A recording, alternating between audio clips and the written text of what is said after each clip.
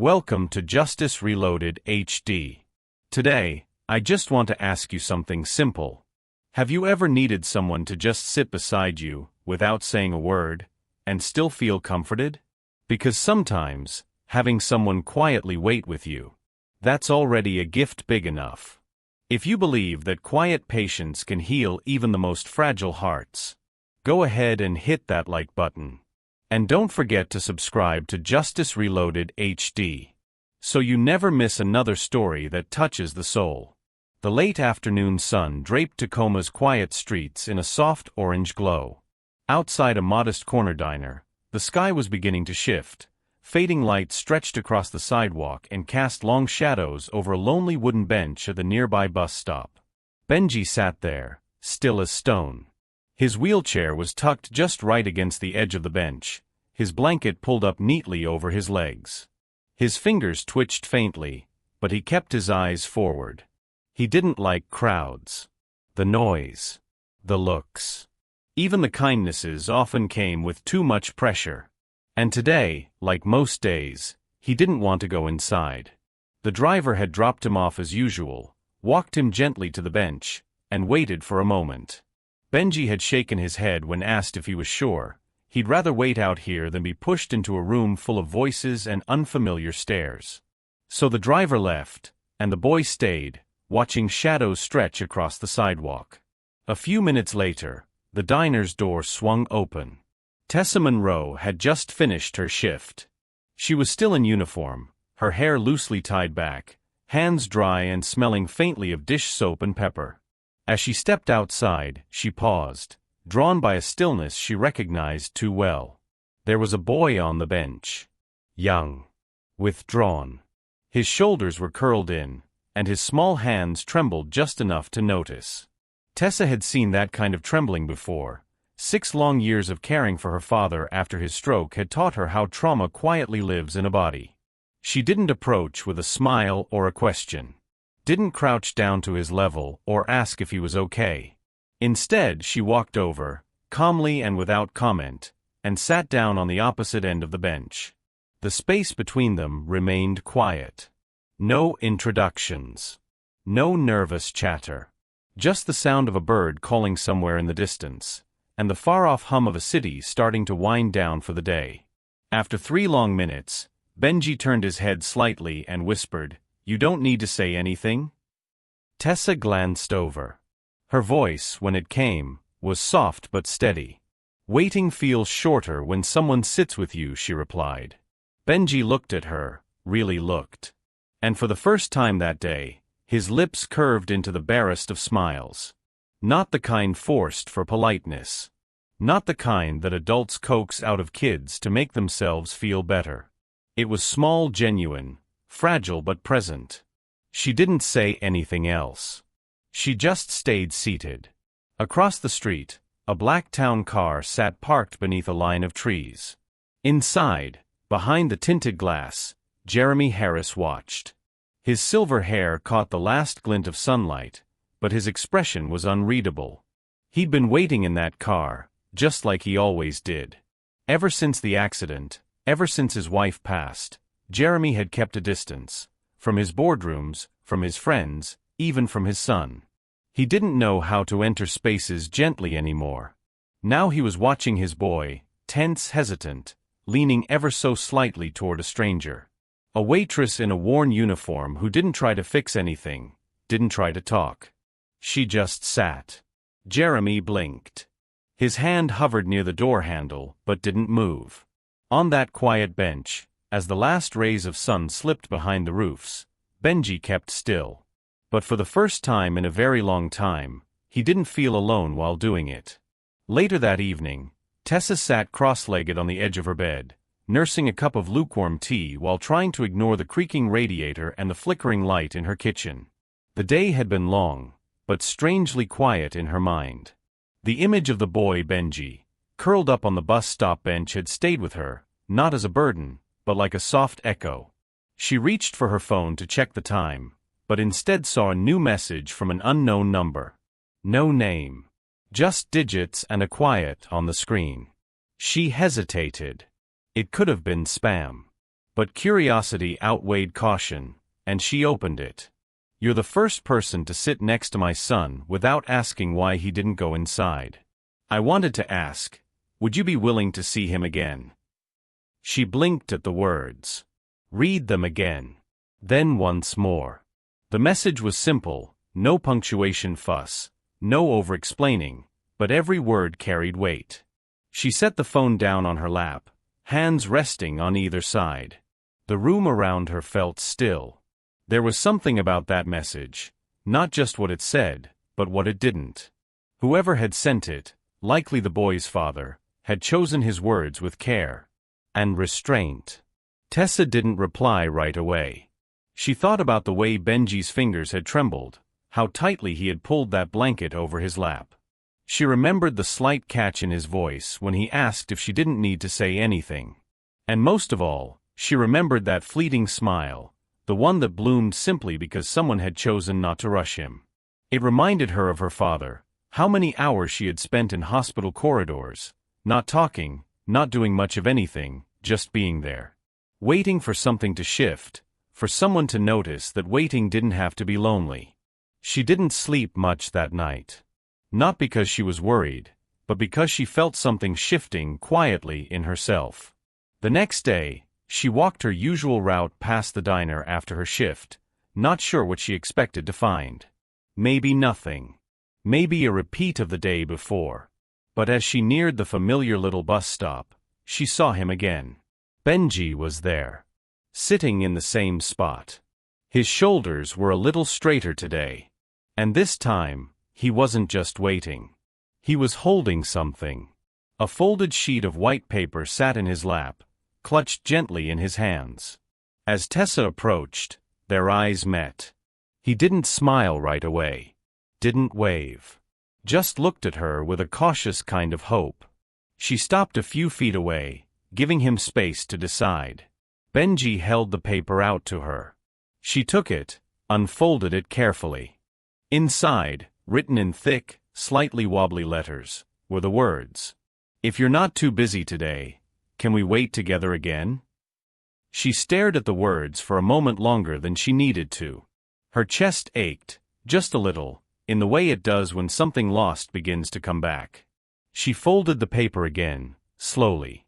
Then looked at him and nodded. She didn't do it out of obligation, or curiosity, or guilt. She did it because she knew what it felt like to hope someone might return, without needing to be asked twice.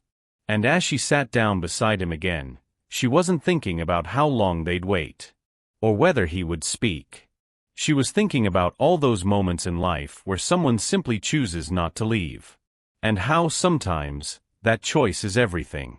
The days that followed settled into a quiet rhythm, simple, unspoken, but steady. Tessa never asked questions. She didn't prod Benji about school, or doctors, or why he didn't go inside the diner like the other kids. Instead, she just showed up. After every shift, her apron folded neatly in her bag, she'd walk to the same wooden bench at the bus stop, and there he'd be, waiting, blanket over his legs, eyes low but listening. They had no schedule, no plan. Just those soft, open-ended afternoons. Some days, they'd count red buses. That was how it started. Tessa noticed how Benji's eyes followed each vehicle that passed, so she leaned over one day and whispered, "That's 3 red ones today." He blinked at her, then nodded. The next day, he counted first.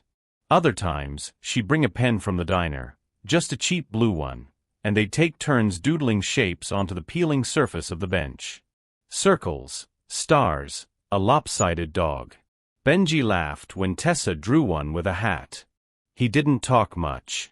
But when he did, his words carried more weight than most conversations Tessa had in a day. One afternoon, they watched people walk by, an older woman with a bouquet, a teenager in headphones, a man juggling keys and coffee. Tessa leaned over and said, "What if we made a game out of their names? Like, the lady with the flowers? F for flutter." Benji thought for a moment, then pointed at the teenager. "H for hurry," he said. They played that game for 3 more people. Then a bus came, and they went quiet again. Each moment was small, ordinary. But something inside Benji began to shift. He started smiling more, not wide, toothy grins, but soft ones, like sunrise creeping up over the sidewalk. He made eye contact longer. His fingers didn't twitch as much. And once, when Tessa arrived a little late, he turned his head before she even spoke, as if he had been waiting for the sound of her footsteps. Then there was the afternoon it happened. The air was crisp, and leaves danced along the curb. Tessa had just sat down, pulling her sleeves over her wrists, when Benji, sitting a short distance away in his chair, reached forward. Slowly, deliberately, he placed his hands on the wheels and pushed, just a few inches. It wasn't much. But to him, it was everything. He moved closer to her, not because anyone told him to, not because he was being guided, but because he wanted to. Tessa didn't speak. She just turned her head and gave a smile that said she noticed. That she appreciated it. Across the street, a car was parked again. The same one. Inside, Jeremy Harris sat watching. Hands on the wheel, suit jacket still buttoned, eyes unreadable. He had been there most days. Not always close. Never interfering. But enough to see the slow unfolding of something he didn't know how to name. Today he saw his son move, voluntarily, purposefully, toward someone else. Jeremy's grip on the steering wheel tightened, not in anger, but in awe. Or fear. Or maybe just the sheer weight of what it meant. He didn't step out. Didn't interrupt. He just stayed where he was. Watching through glass. And for now, that was enough. It was near dusk when the question came, quiet, sudden, and sharper than Jeremy Harris could have prepared for. Benji had just returned home after another quiet afternoon with Tessa. The house was dimly lit, its silence heavy. Jeremy had been reviewing documents in his study, but when he passed by the hallway and saw his son alone in the sitting room, he paused. Something about the way the boy was positioned, half-turned, eyes tracking the carpet, gave him the sense that something was building. Jeremy walked in slowly and sat across from him, one knee resting over the other. He folded his hands. Benji didn't look up at first. But then he said calmly, "Dad, why did you always stand when I was in the hospital?" Jeremy's breath caught. The room, already quiet, felt like it folded in on itself. "What do you mean?" he asked gently. Benji shrugged, but his voice didn't waver. "I remember waking up a lot. You were always in the corner. Standing. Watching. But you never sat next to me." Jeremy looked down at his hands. He hadn't expected this. Not now. Maybe not ever.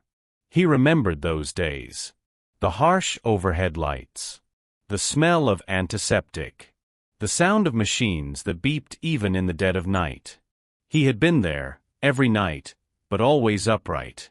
Standing tall. Back straight. As if staying vertical meant holding the grief at bay. But Benji hadn't needed a sentry. He had needed a father within arm's reach. "I didn't know how," Jeremy said quietly. "After your mother. I didn't know what to say. So I stood."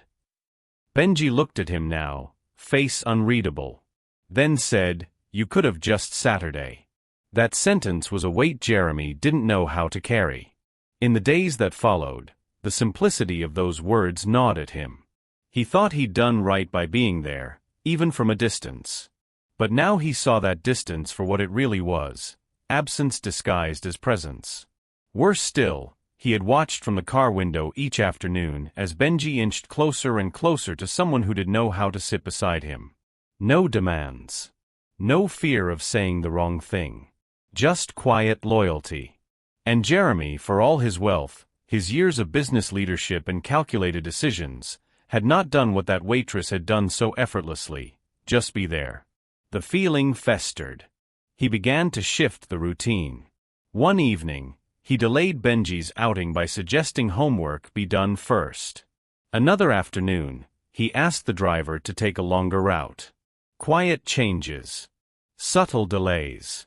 Nothing that could be called obstruction, but it shortened the time they had at the bus stop. Then he called the housekeeper into his study. "I'd like you to be mindful," he said, without meeting her eyes, "of how long Miss Monroe is staying with Benji. He's becoming too dependent. We need to keep boundaries." The woman nodded without comment, but Jeremy could feel the air in the room tighten. He told himself it was for Benji's good. That maybe this bond, this small daily ritual, was beginning to make his son forget who his real family was. But deep down, Jeremy knew it wasn't about Benji. Not really. It was about that bench. That space beside his son. That place Jeremy had never taken. Now someone else had. And he wasn't sure he knew how to ask for it back. The storm came without warning. One moment, the sky above Tacoma was its usual soft gray, clouds hanging like a heavy curtain, but still quiet. The next, wind swept through the streets, and the clouds broke open with a roar. Rain hammered down in thick, angry sheets, turning sidewalks into rivers and bus shelters into islands. Benji was already at the bus stop when the downpour hit. The driver had barely pulled away when the first drops began. In seconds, the air turned cold and wet, and the shelter, small as it was, offered little relief. He curled tighter in his chair, blanket clutched high against his chest, trying to shrink into the corner of the bench. His breathing sped up. His fingers twitched. His legs, though long since numb, felt like they might betray him again. Where was she? Tessa was never late. Not since that first day. But what Benji couldn't know, was that just 3 blocks away, Tessa was stuck behind a barricade. Road construction had torn up the intersection, and traffic was frozen. She'd gotten out of the bus, umbrella in hand, and tried to run, but water pooled in deep pockets, and the street ahead was impassable. Back at the bench, the wind howled through the slats. The rain slanted sideways now, slipping through gaps in the roof and wetting Benji's shoulders. He tried to stay calm. He whispered to himself. Counted backwards from 20. Closed his eyes. None of it worked. Then, footsteps. Someone was approaching. A tall figure with an umbrella appeared through the mist, walking quickly toward the bench. The man stopped just outside the shelter, tilting the umbrella to cover both himself and the boy. "You okay, son?" he asked, voice kind, unsure. But Benji's eyes widened. Panic flickered behind them. "I'm waiting for someone," he said quickly. The man smiled, polite. "It's pouring. Let me help you two." "No." Benji cried, louder than he meant to. "I'm waiting for her." The man blinked. "Who?" Benji's voice cracked. "Ko Tessa. Chow cho ko Tessa thoi." There was desperation in his tone, raw and shaking. The man backed away, murmuring something apologetic, and disappeared into the rain. Moments later, a car door slammed. Then another. Jeremy had been in the area, checking on a nearby property, when he saw the sky darken. Some instinct, or maybe guilt, had pulled him toward the bus stop. Now, seeing his son soaked and trembling, he rushed forward. "Benji!" he called out, half yelling over the rain. He pulled off his coat as he ran, umbrella forgotten in the front seat. "I'm here. Come on, let's go." But Benji didn't reach for him. Didn't move. Instead, his voice came again, quieter this time, but firm in its own way. "I don't want to go," he said. "I just want you to sit. Sit with me. That's all. Don't pull me. Don't make me leave. Just sit." Jeremy froze. Rain slid down his face and neck, soaking through his shirt. He looked at the small boy, his own son, shaking in the corner, not from cold, but from something deeper. From fear of being alone again. He hesitated. The old part of him, the one that lived in boardrooms and deadlines, wanted to act. To fix. To move. But then he remembered what Tessa had done. Slowly, carefully, Jeremy lowered himself onto the bench beside Benji. No umbrella. No words. Just sat there, shoulders wet, breathing slow. For a long moment, nothing happened. Then Benji leaned, inch by inch, and let his small frame rest against his father's side. Jeremy didn't move. He just stayed. Jeremy Harris wasn't a man who sought people out. In business, they came to him. In grief, they left him alone. But that afternoon, as he stood across from the modest diner where it all began, he found himself pausing at the door like a schoolboy unsure of his lines. Inside, Tessa Monroe was wiping down a counter, her sleeves rolled up, her hair pulled back in that same simple way. She looked tired, but not weary. The kind of tired that comes from doing something that matters. When the bell above the door chimed, she looked up. Their eyes met. No confusion in hers. No surprise. Just quiet understanding. Jeremy walked toward her slowly, removing his gloves, holding them in one hand like he didn't quite know what to do with them. He stopped just short of the counter, unsure how to begin. "Tessa," he said. She nodded, polite. "Mr. Harris." He shifted on his feet. Then, after a long breath, he said, "You didn't just teach my son how to wait." She tilted her head slightly, curious. He continued, voice quieter now.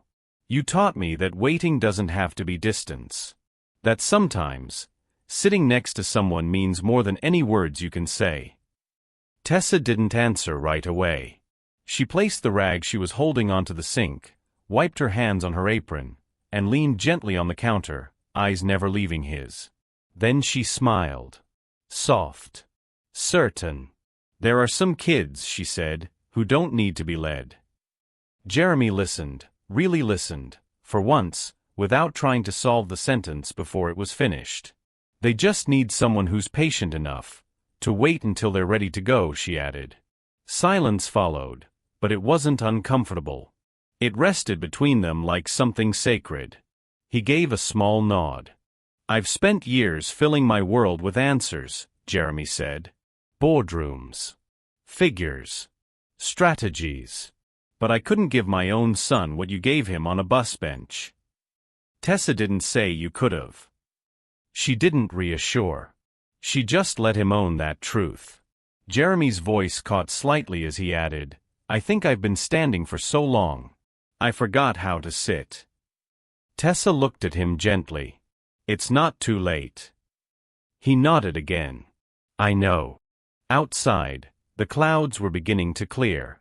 Light pooled gently on the sidewalk, casting long golden streaks across the windows. In that moment, nothing dramatic happened. No grand promises. No dramatic music. Just two people, one who had learned to sit, and one who finally understood why it mattered. This time, there would be a seat for both of them. The sign was small, just a smooth metal plaque screwed gently into the back of a freshly painted wooden bench. It sat under a tree at a quiet bus stop, the first of many.